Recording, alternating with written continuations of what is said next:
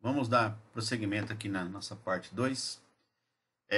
Vamos falar um pouquinho agora sobre os microcontroladores, né, que fazem parte das aplicações que podem ser usados para desenvolvimento de sistemas IoT. Né? Então aqui um ESP8266, que é um bem comum. Na verdade, isso aqui é uma antena de comunicação para você trabalhar com outros microcontroladores. Então ele serve como uma antena Wi-Fi, tá? Para você poder conectar um Arduino, um PIC, tá? Vamos lá, vamos continuar. Bom, para a gente poder prosseguir, eu tenho que dizer o seguinte, né? Que a internet das coisas está intimamente ligada aos sistemas embarcados, tá? Então a gente trabalha bastante dentro de uma, já trabalha com isso já há algum tempo. Então entendam a importância que tem do desenvolvimento dos dispositivos para que você possa fazer a comunicação, né, desses dados. Sem esses dispositivos aqui no mundo físico, no real, você não tem como gerar dados ou gerar ações para a internet das coisas. Tá? Então, repare como. Veja bem, quem entende de internet, quem entende de rede, a parte de infraestrutura de rede, é multidisciplinar. Tá? Então, você repare que dentro da engenharia de computação, tudo se conecta. Tá?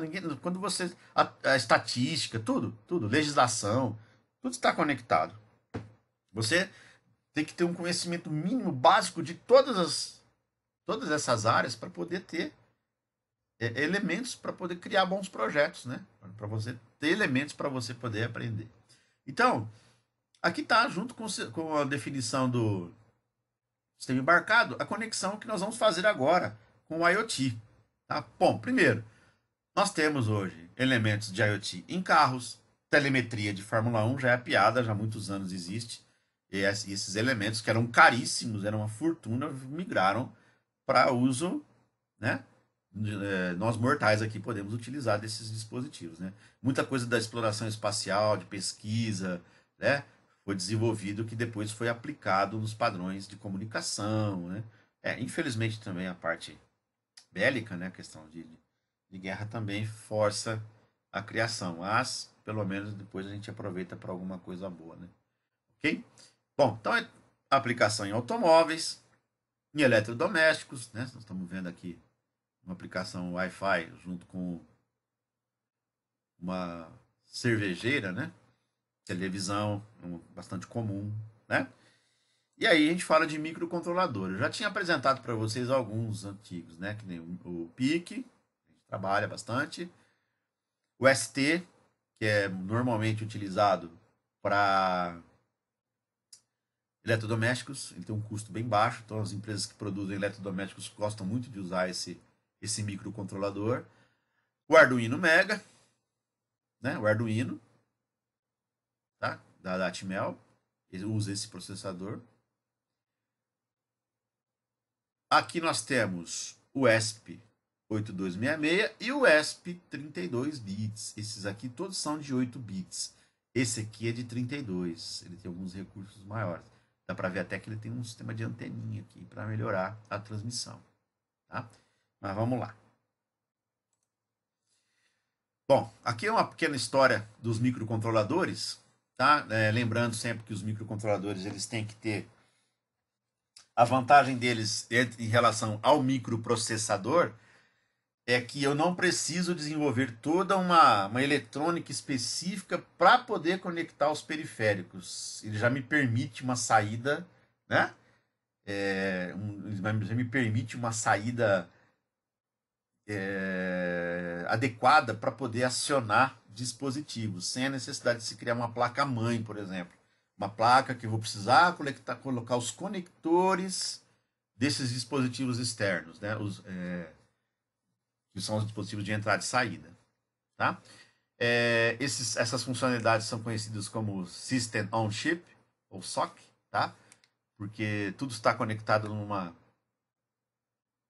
pastilha só, numa interface só, num elemento só. Tá? Então, os microcontroladores são parte fundamental aí no nosso trabalho de IoT. Aí em cima você tem lá meados de 70, né? Os modelos da, da Intel, né? A Intel tinha o 4004 foi o primeiro, depois 4040, 8008, 8080, 8051 e tinha o 8088, que muitos computadores foram desenvolvidos em cima do 8088, tá? E a Texas Instruments com o TMS-1000. Bom, e aí e os sistemas embarcados começaram, né? Isso começou a permitir que se trabalhasse funções específicas. Isso vocês já conhecem, a gente já trabalhou em sistemas embarcados. Quem ainda não estudou sistema embarcado, está vendo esse vídeo, ou essa palestra, essa aula, né? É uma área bastante interessante. Se você quiser entrar no mundo do IoT, você vai ter que obrigatoriamente aprender sistemas embarcados ou sistemas microcontrolados, tá? Não tem jeito, não há como. Bom, aqui nós temos uma exemplificação, né, de um microcontrolador ligando aqui, ó. Aqui está a camada física, a camada com o ambiente externo. Então ele vai gerar informações, ele vai pegar informações, vai ter atuações, ele vai também receber dados, tá vendo? Ó, ele pode trabalhar com armazenagem. Então o microcontrolador permite que nós conectemos o sistema que vai ser controlado ao mundo exterior.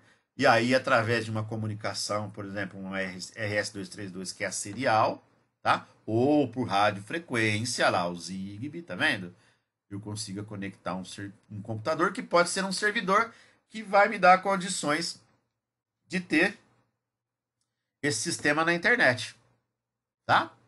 Então, reparem as camadas, né, de trabalho, certo? Então aí você percebe que você conecta uma coisa com outra. Okay?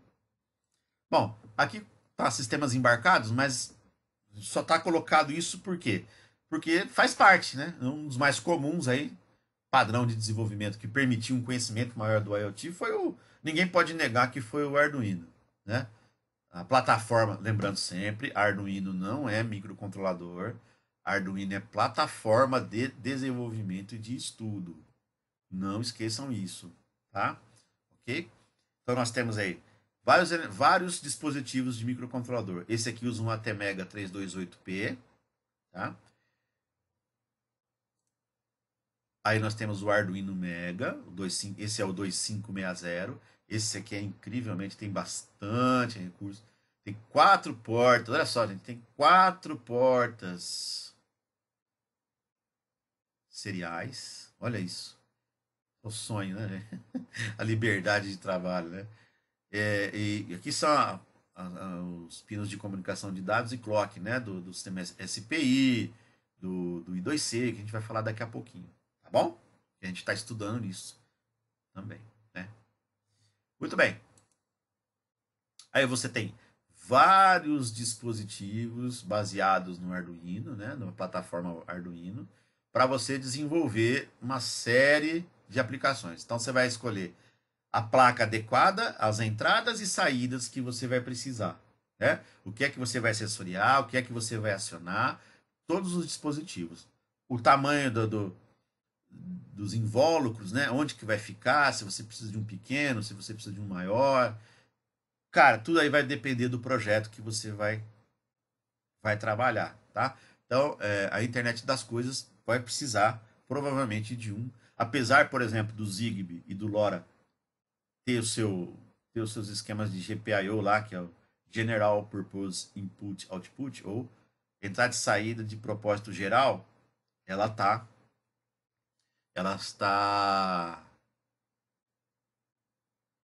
voltada a fazer essa conexão do mundo físico com a internet, tá? Então vamos lá. Bom, esse aqui hoje é uma estrela, né? Esse é o Raspberry Pi. Esse é a versão 3, tá? Esse é um pequeno computador com uma potência enorme, além de ter HDMI, hoje ele já vem com HDMI, já tem conexão Ethernet, alguns já estão vindo até com Bluetooth já integrado, é muito interessante. Esse é um poderoso, tá? Vamos dar uma olhadinha aqui, olha só. Ele usa um processador da família ARM. Essa família ARM é usada em alguns CLPs. Ele é um processador extremamente potente para você trabalhar com sistemas embarcados. Por consequência, você vai trabalhar com IoT, né? Tá na versão 3, é um processador de 1.2 GHz, cara, de 64 bits. Wi-Fi, Bluetooth, 1 GB de memória, 4 portas USB, 40 pinos de entrada e saída, né? Saída HDMI e outras interfaces que você pode colocar também, acrescentar ele. Além de um codificador de vídeo Full HD. Muito bom. Ele trabalha com o sistema Linux, tá? Mas você também pode trabalhar a própria a Microsoft também tem um sistema operacional para IoT, ok? Também tem um sistema operacional e é gratuito. Pelo menos era até certo tempo atrás, tá? E era gratuito, ok? É bem interessante. Você precisa gravar, você tem como configurar. Ele normalmente trabalha com Linux, né? Quem é conhecedor de Linux vai ter facilidade. E ele é bastante usado hoje até para compartilhamento de rede, verificação de e-mail. Tem bastante aplicação. Ele é muito poderoso, então ele tem capacidade de gerenciar muitas entradas e saídas, além de já estar equipado com os elementos básicos do IoT, né? Aqui nós temos um quadro comparativo, não vamos falar de todos, tá? Só para vocês terem uma ideia dos tipos de Raspberry que a gente tem, tá? São bem interessantes. Aqui os custos, né, embaixo estão em dólar ou euro, tá? Mas no Brasil sempre vai ser um pouco mais caro porque questão dos impostos, né? Então tem que fazer uma pesquisa, mas vale a pena. Se um dia você puder estudar o Raspberry, é bem interessante. Eu preciso voltar a estudar ele. O problema está sendo o tempo, tá? Mas ele é muito legal. Eu tenho aqui uma versão 1 e ele é muito bacana, tá? Dá para fazer. Ele é um computador, basicamente, tá? Ele é um computador, um PC, em forma de um dispositivo de sistema embarcado, tá bom? É, esse é um elemento, um dos dispositivos que a gente pode usar.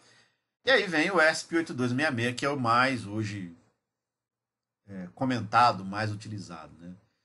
Na verdade, a princípio dá a impressão de que ele é uma antena, né? Ele tem uma antena Wi-Fi, só que ele é um microcontrolador, tá?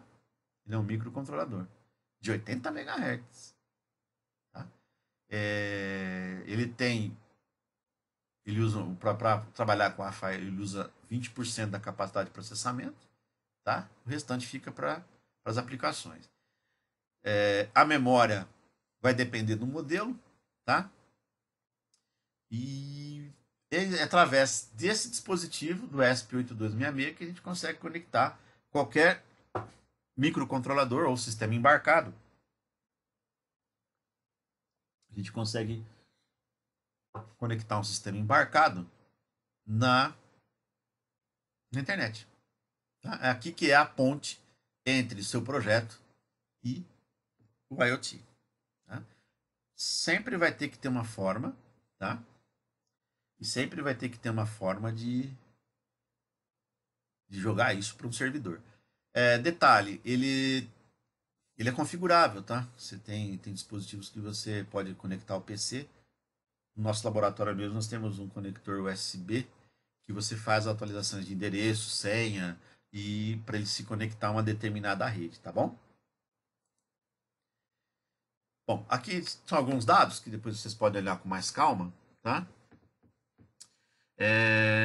Ele tem 17 interfaces GPIO, né? Lembra que a gente falou? O GPIO é o General Purpose Input Output.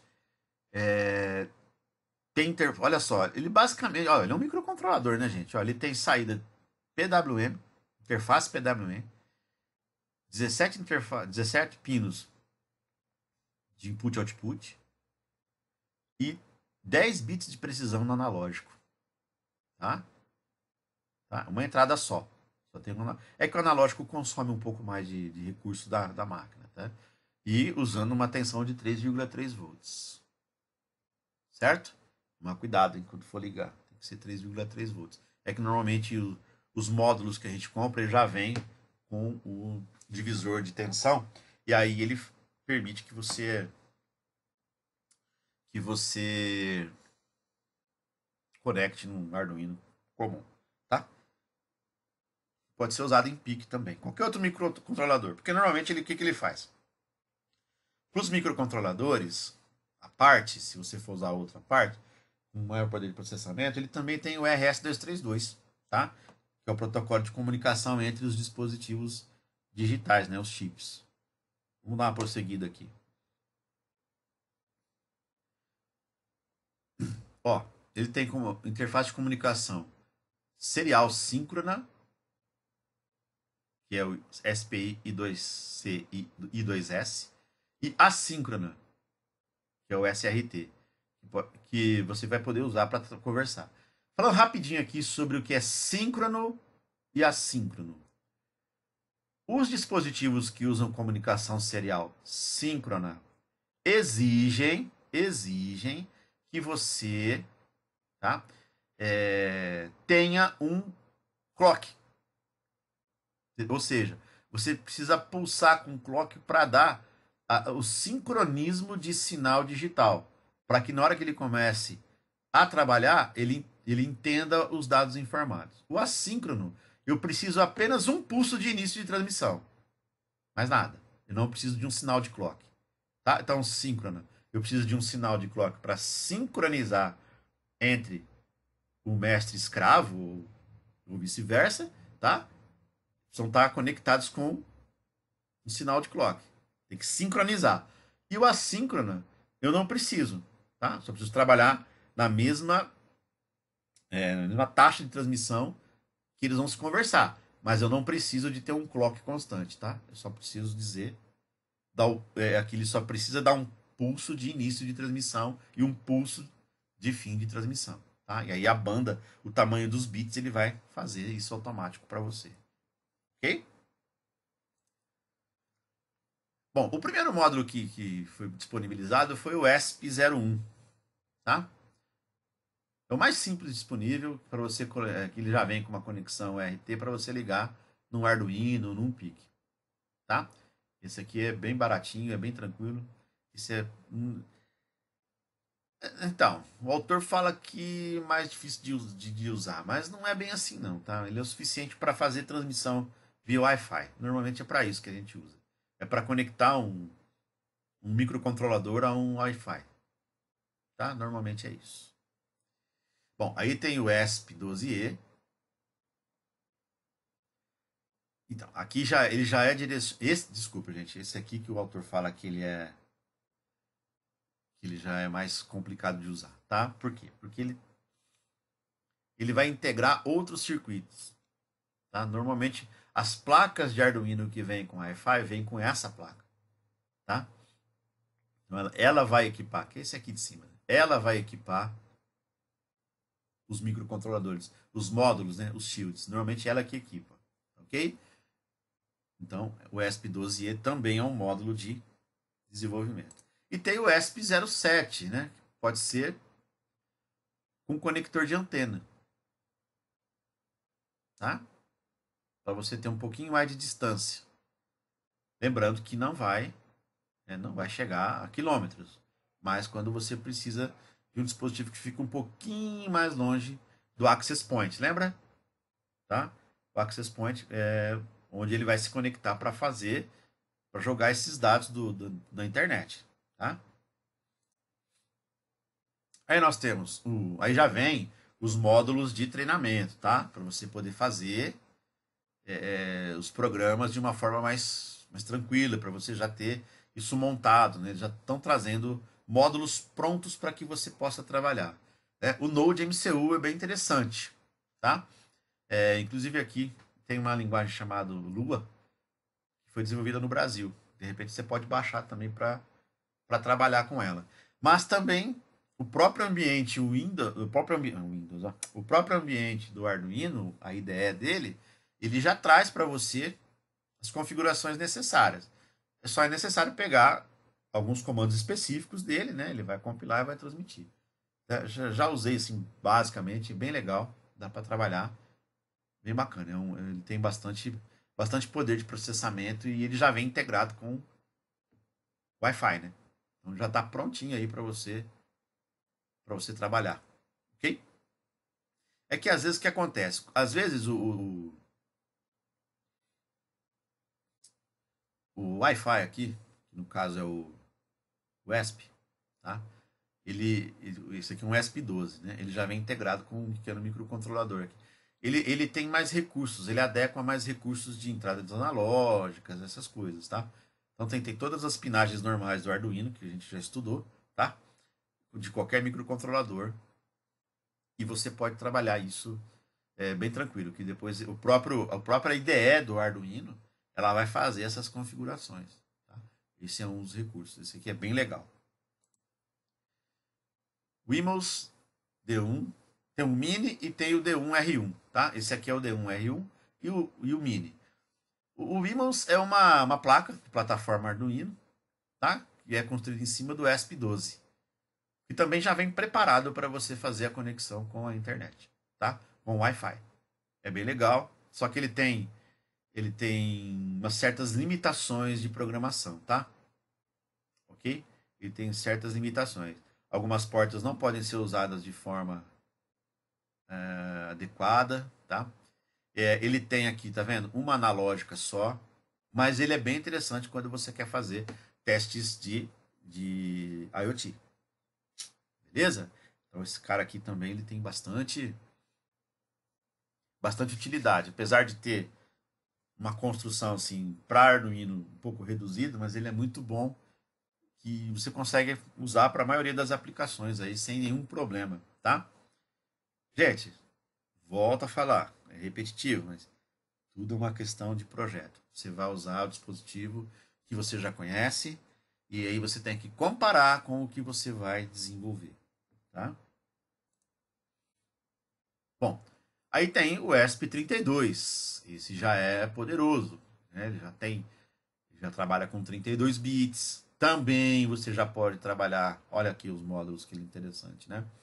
Você também já pode trabalhar com a interface com a IDE do Arduino, tá? Tem um processamento enorme, ó. Olha só, 240 MHz. Rapaz, bastante, hein? Bluetooth 4 com um BLE, com aquele de Low Energy, certo? Já é o padrão Low Energy. Já tem uma rede Wi-Fi, ok?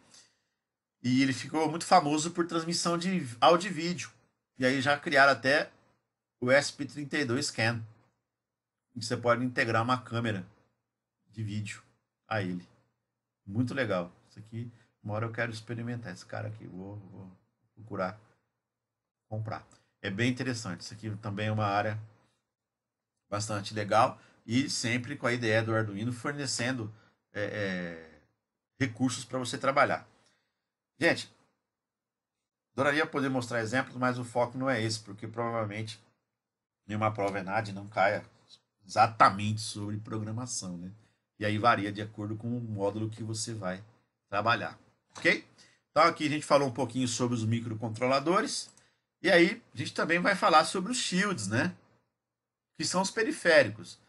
Então você tem os shields, que são os elementos. Você já tem os microcontroladores, né? Que já vêm dotados com o ESP8266 ou com um dispositivo de conexão Wi-Fi ou com a internet. E aí você precisa conectar essa parte física com o ambiente, né? Isso a gente faz com a parte de sistemas embarcados. Então eu preciso ter um microcontrolador adequado, com um dispositivo que faça conexão com a internet e com os elementos necessários, né, para você poder trabalhar aqui fora. Vamos supor que você vai controlar um robô remotamente, você vai fazer um projeto desse. Você vai abrir torneiras, abrir sistema de irrigação. Então, nesse caso, por exemplo, aqui é um shield de motor. Tá? Então, você pode estar conectado, pode ter um módulo Wi-Fi aqui ou um módulo Ethernet, coloca um shield adequado e aí você vai fazer a conexão. Tá? Aí também vai depender do projeto, você vai ter que ver qual é o shield adequado para o seu trabalho. Bom, para isso eu preciso entender, né? Aí entra bem a parte de sistemas embarcados, a diferença entre sistemas digitais, né? Que são os elementos que vão ter 0 e 1, né? Isso a gente já falou bastante, isso já tem que ser de conhecimento do engenheiro de computação, né? Ou de quem já tem um mínimo de eletrônica, tá? De um engenheiro, né? Então, o tipo de sinal digital, ele tem que permitir trabalhar com isso e também, né? Esse aqui, por exemplo, é outro módulo de controle de motor, né? Esse aqui é legal porque ele permite, por exemplo, um sistema PWM, para você controlar a velocidade, tá? Bom, vamos lá. Sinal analógico. Esses sinais são importantes. Esse aqui é num padrão TTL, né? Esses sinais, normalmente os sensores, ou os shields de sensores, vão captar as grandezas físicas externas da natureza e converter em um sinal elétrico. Esse sinal elétrico vai variar de acordo com esta grandeza, tá? Isso aí eu já está trabalhando já há algum tempo e é de conhecimento, né? E esse sinal vai ser transferido para o microcontrolador que vai entrar no sistema de Wi-Fi ou de Ethernet, que vai gerar depois, a gente vai falar sobre MQTT também, que é um protocolo exclusivo para IoT, ok? E a gente vai trabalhar isso. Bom, aqui são as conversões, né? O sinal analógico, lembrando sempre da qualidade do sinal, né? Que é a resolução em bits. Aqui nós temos uns dois sensores de temperatura temperatura e umidade, nesse caso, tá? Bastante usado na internet das coisas. Também temos alguns elementos de processamento digital de sinais para sistemas mais complexos que exigem uma quantidade muito grande de aquisição de sinal, tá? É um outro assunto. Também temos a questão dos sistemas de comunicação entre os dispositivos, tá? Além do Wi-Fi, que seria para a internet, a gente também tem as interfaces seriais, né? Que são sistemas de comunicação extremamente importantes que a gente já usa já há algum tempo, principalmente para usar antenas Bluetooth, né? E também, quando você usa uma antena Wi-Fi, ele também pode transformar em sistema RS-232 ou serial, tá? Ou UART. Lembrando, né, que esse aqui é assíncrono, né? RS-232 um protocolo muito antigo, tá? Muito antigo. Continua até hoje, porque ele é muito bom, ele trabalha muito bem em até 100 metros, tá? Até 100 metros.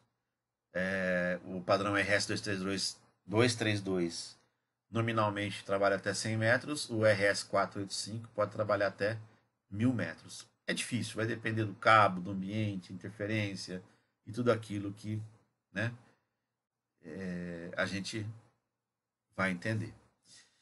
Vai precisar, né? Como que a gente vai desenvolver esse projeto. Bom, aí eu já tinha falado um pouquinho, né, sobre as interfaces síncronas ou assíncronas. Bom, RS-232 são I2C, SPIs, RS-485, USB são seriais. Ou seja, é um bit atrás do outro, né? E são de duas vias, tá? Bom, o SPI e o I2C precisa compartilhar o relógio, que é o clock, né? Para fazer a leitura escrita. Então eles compartilham o clock para poder fazer essa comunicação. Então eles têm que estar sincronizados no clock, tá? Nessa taxa de clock, para que ele possa poder fazer essa transmissão de sinal, tá? Isso é muito importante. Apesar de se fazer, onde você usa muito? Nos sensores, nos dispositivos externos, né? Relógios de real time, né? A gente vai trabalhar com isso logo, né? Então você tem SPI e I2C precisa de um clock para poder transmitir, tá? Ele tem que estar sincronizado ao clock do mestre, porque ele tem uma característica de mestre escravo que a gente vai ver aqui. O RS-232, o 485 e o USB são assíncronas, ou seja, ele só precisa de um bit de partida e um bit de final, tá? Ok? Às vezes, para manter a qualidade de checagem do sinal, ele precisa de um bit de paridade, tá? Precisa de um bit de paridade. A gente já estudou isso na comunicação RS-232, tá? Então, são essas duas categorias de sistema de comunicação serial que nós trabalhamos, tá? Normalmente usado para os sensores, para os dispositivos de acionamento e de controle, ok? Aqui é um padrão, uma amostra, né, do padrão RS485. Normalmente é um padrão industrial. A vantagem dele é que ele trabalha com o sistema mestre-escravo também, tá vendo? Tá? O legal desse barramento, né, que eu consigo pendurar vários dispositivos. Nós chegamos até a fazer umas experiências com RS-232, né, com barramento, mas ele não é mais não é bem adequado, né? Aí eu tenho que por software controlar. Aqui não, aqui o próprio protocolo tem esse cuidado de controle, né, de conflito, e tudo mais, ok? Ok? Aqui ele tem endereçamento, tá? A diferença é que aqui eu tenho endereçamento de sistemas. Eu não preciso de um pino de seleção de dispositivo. Aqui, ó. Aí eu tenho o I2C, o I2C, né? O Inter Circuit, tá? Por isso que é I2. Eu tenho uma transmissão, um canal, um barramento de dados e um barramento de clock. Aqui, ó. Por isso que é síncrono, tá vendo? Síncrono. Beleza? Aí você tem o mestre e os escravos, tá? Que também não impede. Porque normalmente o que acontece? Na própria solicitação eu digo que se eu quero o endereço de leitura ou endereço de envio de informação, tá? É bem interessante também. Normalmente nós usamos isso aqui para trabalhar com os dispositivos de controle do ambiente físico do IoT, tá? O SPI também é um sistema mestre-escravo, também é síncrono, tá vendo? Ó? Ele é síncrono. Olha lá, todo mundo ligado no clock, tá vendo? Clock de sincronismo, tá vendo? Tá todo mundo ligado nele.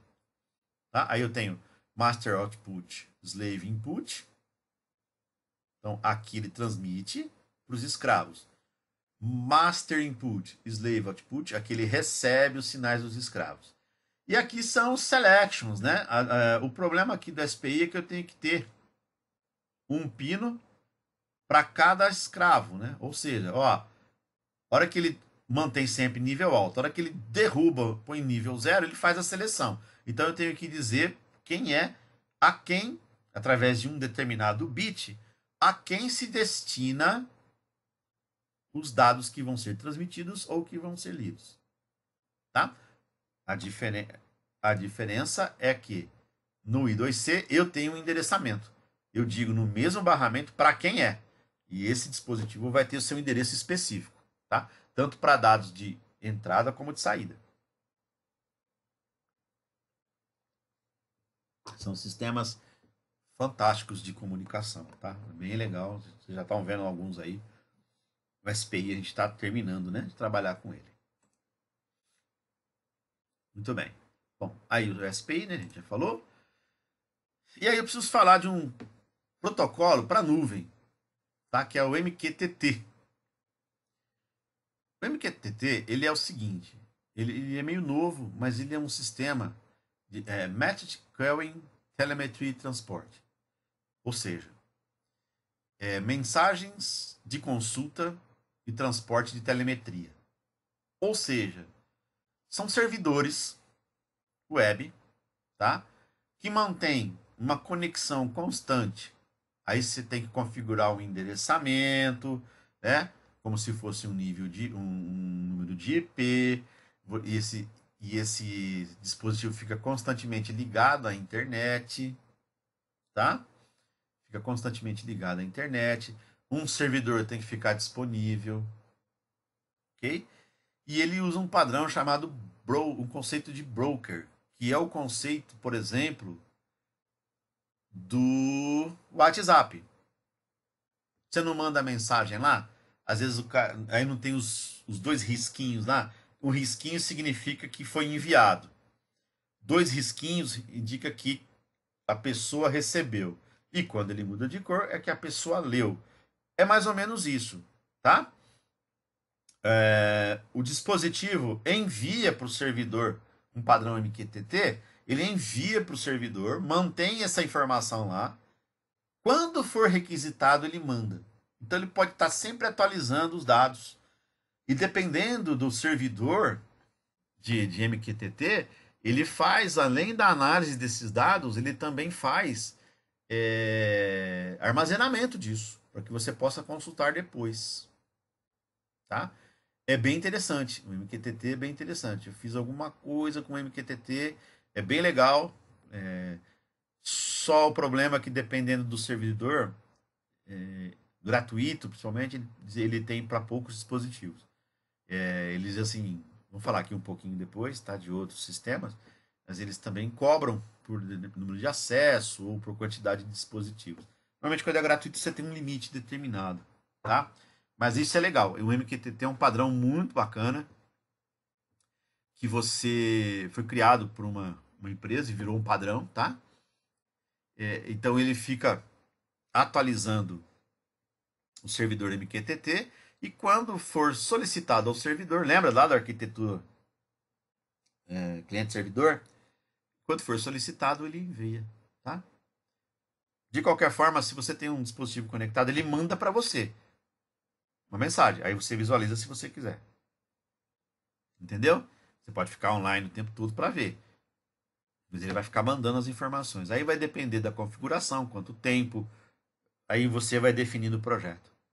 Tá? Mas é uma forma de você monitorar sistemas remotos para IoT. Isso aqui revolucionou, tá, gente? Isso aqui tem sido bastante usado, principalmente para sistemas industriais, porque eles apresentam um grau de criptação e segurança bastante interessante, tá? Aqui é uma estrutura, né, de MQTT, então você tem os dispositivos de IoT, estão conectados de alguma forma com a internet, que fica mandando dados para o servidor MQTT, e aí você pode consultar por um computador comum, um PC, um sistema smartphone, ou até por um outro dispositivo. Ou até por um outro dispositivo IoT. Um outro sistema microcontrolado que trabalhe com esse padrão. Entendeu? Ele pode ficar enviando isso para um sistema que já é um IoT e também recebe dados que ele pode usar esses dados de outros dispositivos para tomar algumas decisões. Tá? Por exemplo, se ele está recebendo, esse cara aqui está trabalhando com fluxo de trânsito. Tá? Ele trabalha com fluxo de trânsito. Aí ele manda para um servidor MQTT. Ok? E aí eu posso mandar para um sistema de controle de trânsito ou para um dispositivo que controla automaticamente, sem estar conectado à central, os semáforos. Olha que legal. Eu posso ter um sistema de semáforo, um controle inteligente que está recebendo esses dados pelo servidor MQTT e eu não preciso nem de interferência. Posso ter uma IA instalada aqui nesse dispositivo, certo? E a partir daí ele poder fazer o controle automático, tudo por MQTT. Ele também pode enviar dados. Tá? Esse MQTT é uma tecnologia bem legal, um protocolo muito interessante de se estudar e de se entender, viu? E muito usado, principalmente na indústria. Bom, aí nós temos algumas outras, né? Tem a Azure, que é da Microsoft, tá? É um sistema pago, ele tem sistema de aprendizagem. Você pode fazer uma aquisição de dados, para juntar esses dados para que o próprio sistema seja inteligente, para poder tomar decisões, para te enviar relatórios constantes, ou para ele poder mandar para os dispositivos mais complexos, dotados de inteligência, para definir algumas atitudes, né, algumas decisões importantes do sistema. Tá? Ok? Ok? Bom, tem o só um detalhe, tá? Eles também oferecem esse sistema gratuito até uma certa quantidade de informações que ele fornece. Eu não vou lembrar agora, vocês podem consultar a quantidade de dispositivos que ele permite fornecer de graça e até a quantidade de acesso. Mas depois de um certo ponto é pago, tá? Normal, né, gente? A infraestrutura que esse povo coloca para receber toda essa quantidade de dados e fornecer até aprendizagem de máquina, rapaz, daqui para frente não tem como. Então, é o que eu falei no começo da primeira aula. A gente não fala mais, eu vou entrar na internet. Não, você já está na internet. Você não sai dela. A gente não sai mais dela. Nós estamos nela. Né? Estamos nela. Não tem, até telefone, que antigamente era por fio separado, não. Hoje não tem mais. É tudo internet. Tá? Tudo por padrão de cliente-servidor, IP, não tem. Tá? Então, eu acho que isso aqui é uma área, uma ciência, já vem falando isso para vocês já há algum tempo, muito importante para ter engenheiro. Você precisa ter conhecimento. Vocês viram, ó, dentro da nossa própria disciplina, quanta coisa a gente tem que estudar, né? Quanta coisa precisa ter. Não é qualquer pessoa que consegue ter todo esse conhecimento. Eu não estou dizendo que eu tenho, tá, gente? Pelo amor de Deus. Estou dizendo que a gente tem que estudar bastante e estar atento. E essa parte da internet das coisas são. É que nem inteligência artificial, ela não tem volta. Né? Não tem volta. Nós vamos ter que criar dispositivos, meios para poder conviver, né? E poder usufruir e aprender com ela. Nós só não podemos deixar nosso cérebro atrofiar, que ele atrofia, tá? Então, tratem de pegar firme para estudar, não se preocupar só com o Enad, você tendo um bom estudo, sabendo aproveitar isso, você não vai ter só uma boa nota no Enad, você vai ter uma melhoria nas suas condições até de arrumar melhores oportunidades de trabalho, tá? Não esqueçam disso. Bom, a Amazon também fornece. Aqui eu nem cheguei a consultar. Tá? Também tem um broker MQTT, que ele permite computação na nuvem, de uma base de dados, armazenamento, aplicações, segurança e análise. Você repare que eles têm um processo analítico, né? Os analytics, quer dizer, para os comportamentos desses sensores. Gente, assim, ó, você para pensar na quantidade de coisa que isso pode ser usado. A gente já com o sistema embarcado, a gente já imaginou quanta coisa, hein? Quanto que a gente já pôde fazer.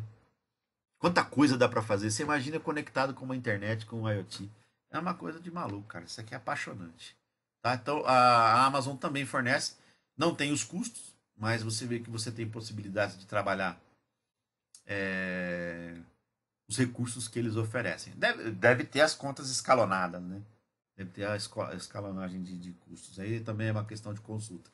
Só estou colocando aqui justamente para falar da gama de possibilidades do MQTT. Ok? Também temos o Watson, tá? A IBM também tem uma infraestrutura para isso,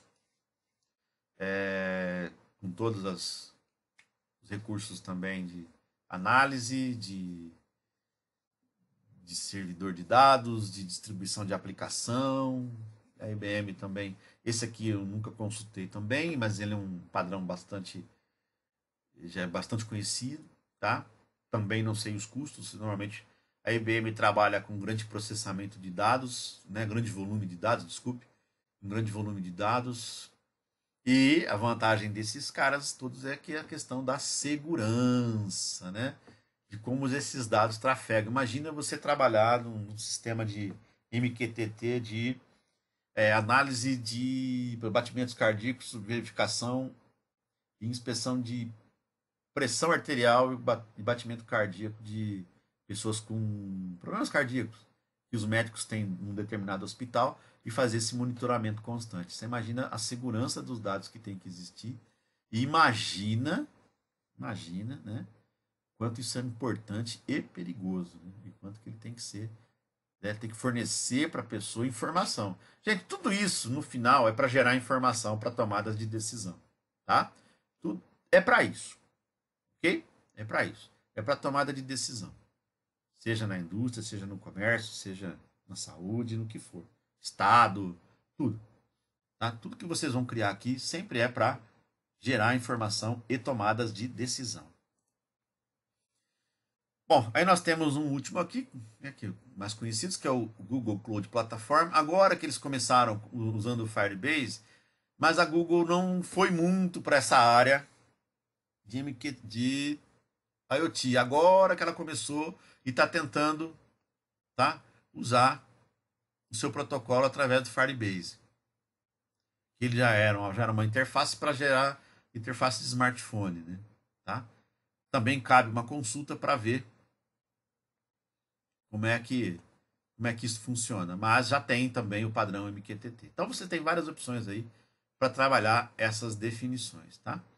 MQTT precisaria depois de um curso mais aprofundado, mas aqui essa aula é para dar uma visão geral, né, do que nós vamos sobre o IoT, tá? Os conceitos básicos bem interessantes.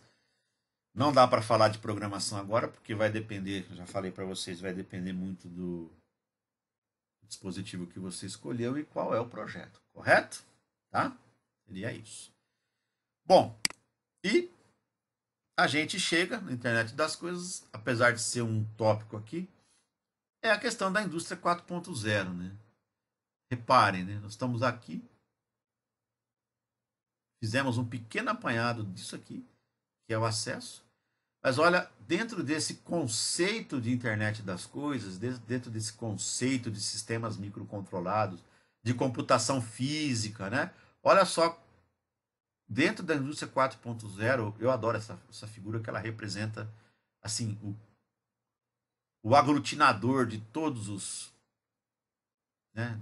De tudo aquilo que a gente estuda dentro da computação, né? Olha só, gente. Robôs autônomos, parte de simulação, a integração entre sistemas de plataformas diferentes, a própria internet das coisas. Isso aqui é fundamental, a cibersegurança é uma área que dá um pano para manga doidado, né? Isso aqui é fundamental. Computação na nuvem, que é a distribuição de dados, Big Data, que já está conectado aqui, né? O armazenamento desses dados, impressão 3D, manufatura, né? Manufatura aditiva, que é o processo da impressão 3D, a realidade aumentada para verificar componentes, peças, elementos, né, já antes de produzir, e o Big Data que vai fornecer, lembra que eu falei, que vai gerar informações para tomadas de decisão.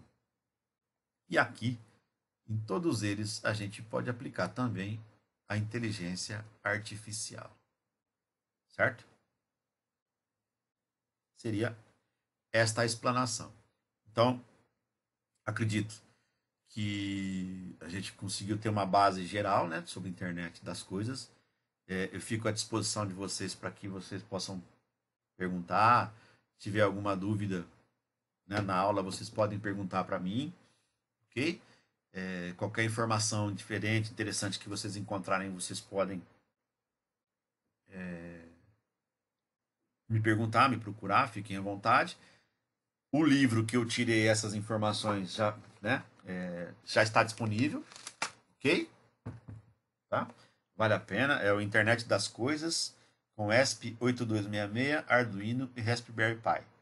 É da Nova Tech e o autor é o Sérgio Oliveira. Já tem a segunda edição, tá? Que é muito interessante, vale a pena. E se vocês puderem também ler informações sobre Indústria 4.0, nós temos aqui várias. Se vocês depois quiserem dar uma olhadinha, eu tenho todos esses livros e posso mostrar para vocês, tá? E vocês podem comprar aí e aproveitar bastante, tá? Espero que a aula tenha sido proveitosa. Espero que vocês gostem. Espero que se interessem pelo assunto, estudem, né? Não só para passar em prova de ENAD, mas para a carreira de vocês isso aqui vai ser fundamental. Ok, pessoal? Tá? Eu agradeço a atenção, muito obrigado e qualquer dúvida estaremos à disposição. Bons estudos, boa prova e precisando de algo, estamos aí à disposição. Tá bom? Valeu, gente. Boa sorte, muito obrigado.